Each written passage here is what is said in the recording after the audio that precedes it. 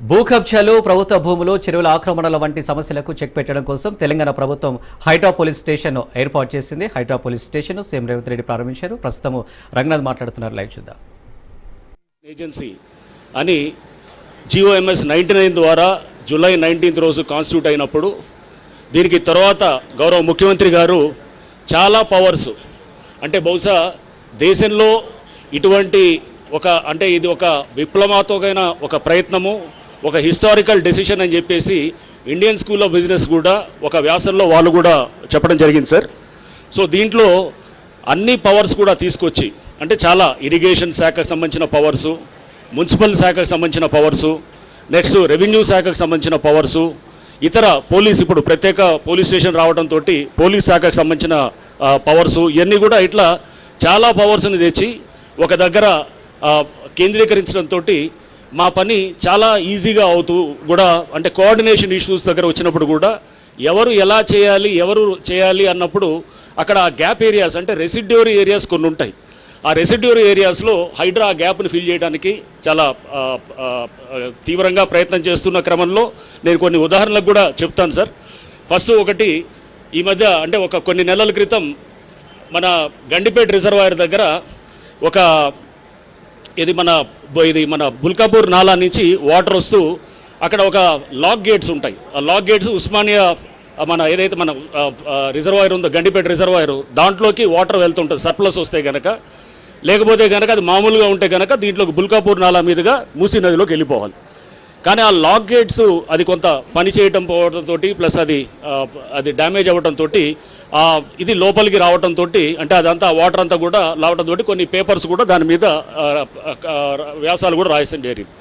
ఇమీడియట్గా అంటే ఇది కోఆర్డినేషన్ అక్కడ వాటర్ బోర్డు వాళ్ళు చేయాలా, ఇరిగేషన్ వాళ్ళు చేయాలా, లేదా అక్కడ కొన్ని ఎంక్రోచ్మెంట్స్ అక్కడ ఉన్న ఎంక్రోచ్మెంట్స్ని మున్సిపాలిటీ వాళ్ళు తీయాలా. ఇటువంటి క్రమంలో హైడ్రాకు సంబంధించిన అధికారుల బృందం అక్కడికి వెళ్ళి అక్కడ వెంటనే అక్కడికక్కడ చూసిన తర్వాత వితిన్ ఒక రోజులోనే అక్కడ పంటే పరిష్కారం చేసేసి ఎవరి బడ్జెట్ అయినా కానీ అది ప్రజల శ్రేయస్సు కోసమే కాబట్టి ముందు మా దగ్గర నుంచి ముందు ఖర్చు పెట్టేసి అది అంటే ఆ పవర్స్ అన్నీ కూడా మా దగ్గర ఉండడంతో కూడా అది ఈజీ అవుతుంది సార్. అంటే ఈ పవర్స్ అన్నీ ఒక సంస్థకి ఇవ్వటం ద్వారా వచ్చినటువంటి దీంతో మాకు వచ్చినటువంటి ఈ ఏదైతే ఆ పవర్స్ని ఇట్లా వాడటానికి కూడా మాకు వీలవుతుంది సార్. సో ఇలానే మనం చూస్తే కనుక దిండిగల్లో ఈ మధ్య ఒక చెరువు నుంచి మొత్తం ఏదైతే సర్ప్లస్ నాలా ఉంటుందో వాటర్ అంతా వరద నీరు అంతా వచ్చేసి ఒక నాలా ద్వారా ఇంకొక చెరువుకు వెళ్ళాలి. అయితే ఈ మధ్యలో ఈ చెరువు నుంచి ఇంకొక చెరువుకి మధ్యలో ఉన్న నాలాకి కనెక్షన్ కట్ అవుతుంది. అంటే దాన్ని పూర్తి చేస్తారు.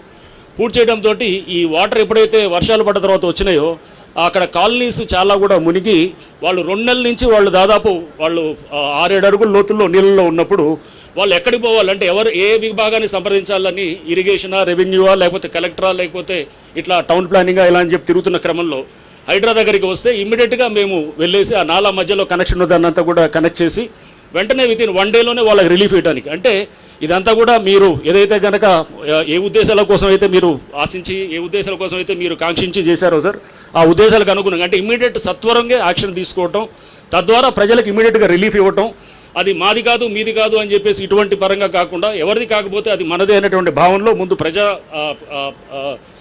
పబ్లిక్ వెల్ఫేర్ని దృష్టిలో పెట్టుకొని హైడ్రా ముందుకు అందరూ కూడా అధికారులంతా కూడా స్పిరిట్ తోటి పనిచేస్తూ ఉన్నారు సార్. సో ఇలా మనం చూస్తే కనుక ఒక దళిత వాడకి ఇట్లానే ఎగ్జాంపుల్ చూస్తే కనుక దళిత వాడికి గోడలు అంతా కూడా అంటే వాళ్ళు పక్కనే కాలనీ ఉంటుంది, వాళ్ళ కాలనీ వాళ్ళు క్లోజ్ చేసేస్తారు. క్లోజ్ చేసినప్పుడు ఈ దళిత వాడికి వెళ్ళాలి రావాలంటే కనుక ఒక చిన్న నేరో రోడ్డు ఉంటుంది. ఆ నేరో రోడ్లో అంబులెన్స్ కూడా వెళ్ళలేని పరిస్థితి ఉంటుంది. ఆ దళితులు అంతా కూడా వాళ్ళు చాలా రోజుల నుంచి కూడా ఆ రోడ్డు కోసం లేదా ఓపెన్ చేయాలని చెప్పి వాళ్ళు దాని గురించి పోరాడుతున్న క్రమంలో SC కమిషన్కి వెళ్తారు, కోర్టుకు వెళ్తారు. ఎక్కడికి వెళ్ళినా కానీ కూడా తీయమని చెప్పేసి కోర్టులు డైరెక్షన్ ఇస్తాయి, కానీ అది పని జరగదన్నమాట.